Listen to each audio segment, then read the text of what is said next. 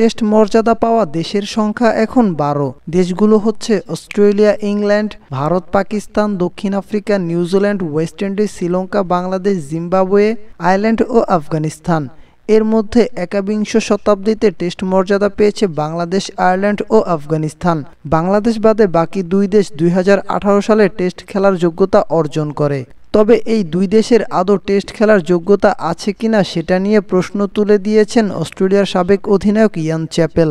সম্প্রতি ESPN ক্রিক ইনফোতে লেখা এক কলামে টেস্ট ক্রিকেটে উত্তরণ ও অবনমন চালুর পরামর্শ দিয়েছেন তিনি। টেস্ট মর্যাদা পাওয়া দেশগুলোর মধ্যে হাতে গোনা কয়েকটি দলই এখন প্রতিদ্বন্দ্বিতামূলক ক্রিকেট উপহার দিতে পারে উল্লেখ করে চ্যাপেল লিখেছেন, বাস্তবতা হচ্ছে অল্প কয়েকটি দেশই 5 দিনের খেলায় লম্বা সময় ধরে প্রতিদ্বন্দ্বিতা করতে পারে।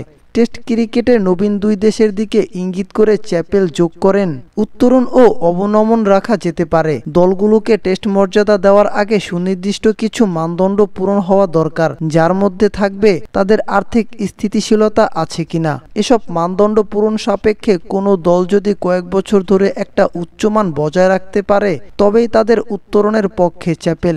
তিনি লিখেছেন, অস্থিতিশীল আফগানিস্তান কি তাদের দেশে টেস্ট আয়োজন করতে পারবে? আয়ারল্যান্ডের কি টেস্ট আয়োজনের জন্য যথেষ্ট মাঠ আছে? এসব প্রশ্নের একটাই উত্তর, না। তাহলে কেন এই দেশগুলোর টেস্ট মর্যাদা থাকবে?